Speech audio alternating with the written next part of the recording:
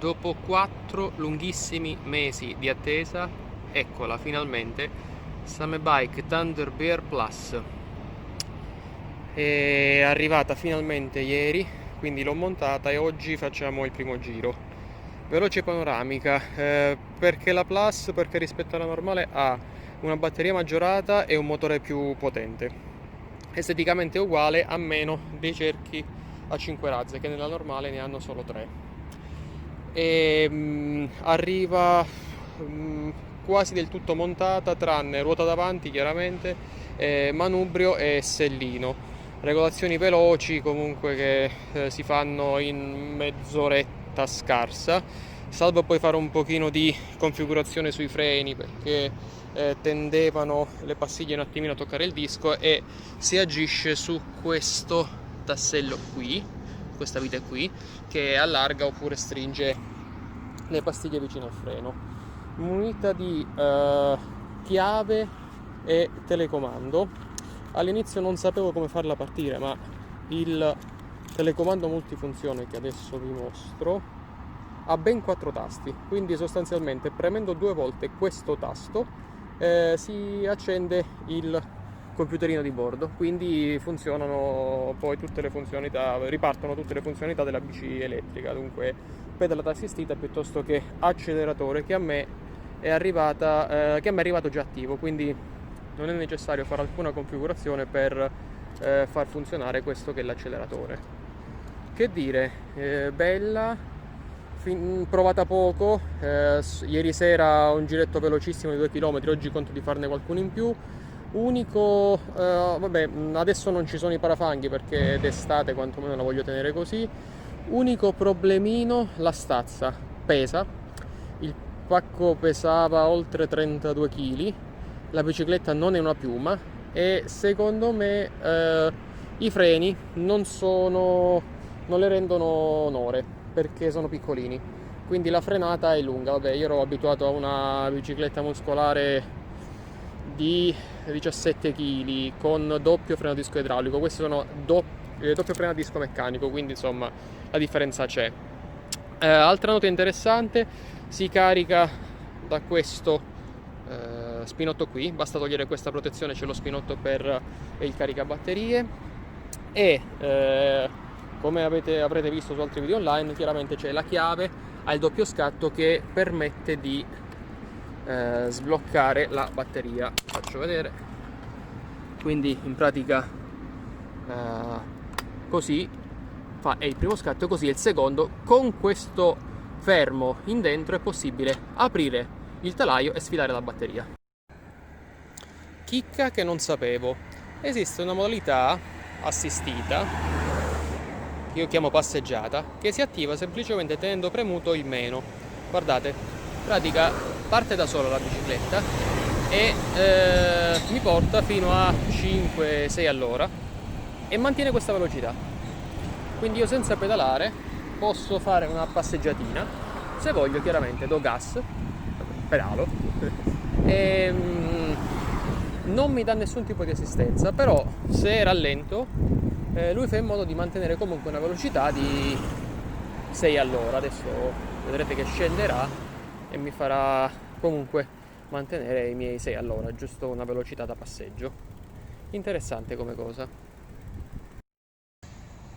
Utilissimo sul display è la barra in alto, quella che mostra in tempo reale qual è la forza che sta esercitando il motore per permetterci di avanzare. Ora, la cosa interessante qual è? Che una bici elettrica si presta a un utilizzo di tipologie diverse. In sostanza, dicevamo, si presta a utilizzi di natura abbastanza diversa, quindi si può scegliere di far lavorare tanto la bici piuttosto che di farsi aiutare semplicemente dalla bici e lavorare tanto di gambe. Dunque vi faccio vedere come è possibile mantenere una media, impossibile per una fat bike come questa, ma utilizzando una piccola percentuale della potenza che il motore è in grado di erogare. Magari è dovuto anche al fatto che parliamo di motore grosso, però diciamo che si può scegliere di spingere tanto di gambe se si vuole, piuttosto che farsi semplicemente accompagnare e cullare da questa bestia che ha un'autonomia anche importante. Come anticipato, proviamo a vedere con livello più alto di assistenza, quindi assistenza 5, qual è lo sforzo richiesto al motore per mantenere una media di, vediamo, 25-30, proviamo. Però vi voglio far vedere come, lavorando di gambe, il motore aiuta relativamente poco, e arrivare a una media come quella che vedrete adesso, con un cancello di questo peso, almeno 25 kg, non è proprio banalissimo.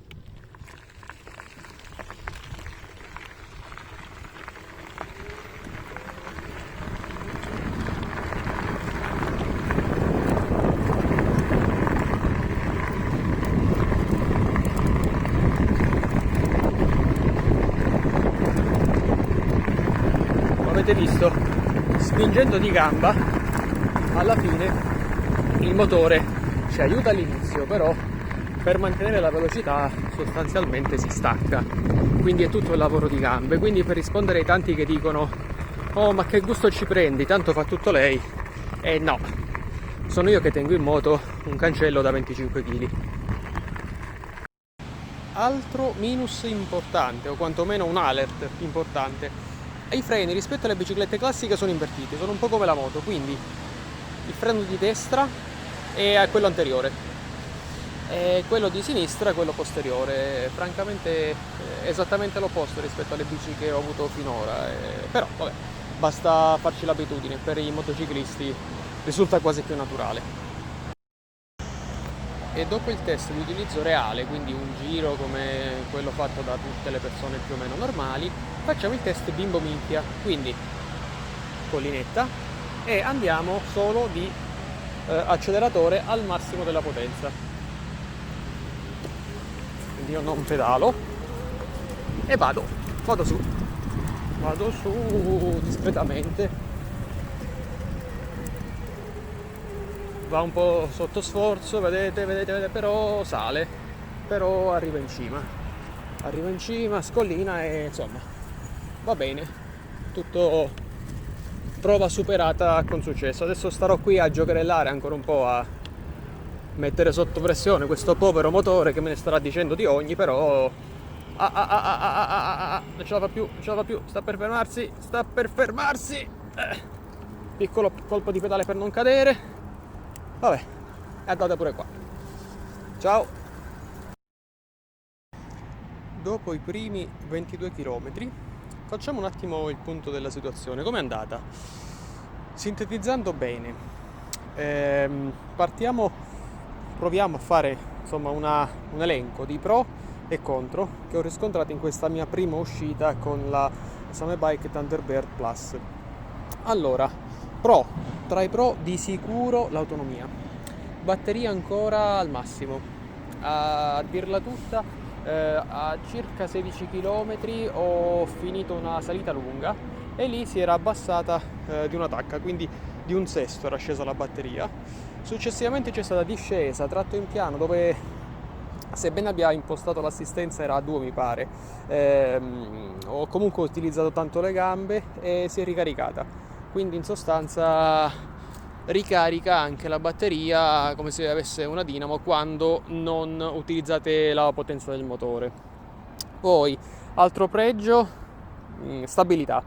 La bici è pesante, quindi è stabile, le fosse non danno fastidio visti i pneumatici mostruosi. Questo però ha una duplice faccia: chiaramente la bici è meno agile, quindi scordatevi i salti, scordatevi i cambi di direzione repentini, scordatevi tutte le cose che magari siete abituati a fare con bici leggere. Con questa non le fate, non provate a farle, perché anche banalmente alzare la ruota davanti è un'impresa titanica.